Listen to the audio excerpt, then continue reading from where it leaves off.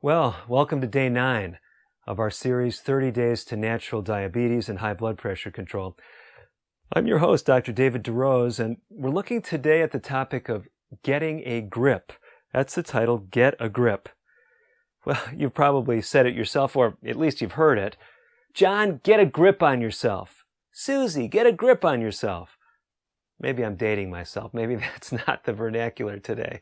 But we're not speaking about controlling your emotions. We're speaking about a different kind of grip. And actually, we could illustrate it right here. This is something that you could grip, isn't it? We're actually talking today about things that you can grip, exercises that you can do even while you're sitting.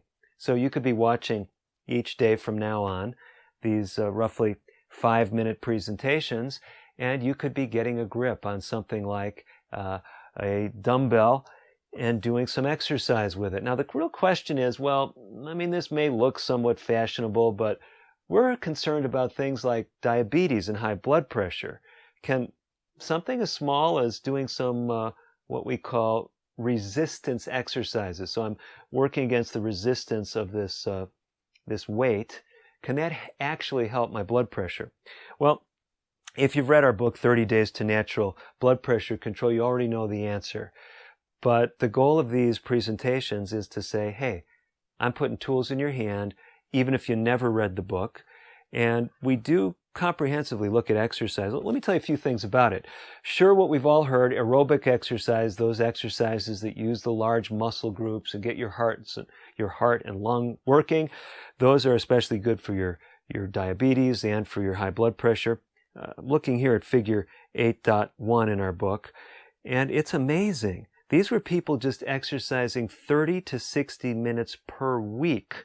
On average, they dropped their blood pressure some 6 or 7 points over the course of an 8-week program. If they ramped that up to 90 minutes a week, now do the math, 90 minutes a week, I mean, that's not a lot. If you're exercising every day of the week, it'll make the math simple. Say it's 6 days a week. That's only 15 minutes a day for 6 days a week. That comes out to 90 minutes. Those people drop their blood pressure over 10 points on average. But you say, well, we knew about that kind of exercise, and maybe that's exercise that's difficult for you. Maybe you're in a wheelchair. Maybe you can't get out and walk.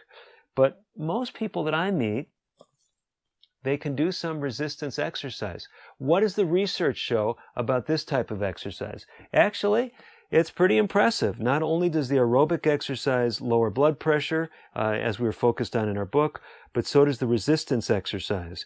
And I'll tell you the one that I was most fascinated by. This was what we call a meta-analysis. This is where researchers pooled together a bunch of studies. They were looking at all the different studies they could find on resistance exercise. It's on page 163 if you're interested and you got a copy of the book. This is just amazing. What they found is there is a particular type of resistance exercise, and I'm reaching down here because I've got one of these little devices. When I was a kid, I used to think, the idea was to do this kind of dynamic hand grip exercise. But they actually looked at what we call isometric hand grip exercise. That's where you just take one of these devices and you just hold it. You sustain that hold. And what they found is that people that did this on a regular basis, you're not going to believe this, but in the 3 studies that they looked at, they lowered their blood pressure 13 points systolic and 6 points diastolic. Here's the message in today's presentation. Get a grip. I've been challenging you to do something every day as far as physical activity. I want to challenge you not only to do something that's aerobic, but also something that gets your muscles working against resistance. Now, some of you say, hey, I don't have money to go to a health club. There's no health club around where I live. I don't have weights. I don't even have one of those grip strength devices. What can I do? I mentioned to you one of my DVDs, number of them we've talked about in this series, and I'm looking here for this one. Listening to the Buffalo.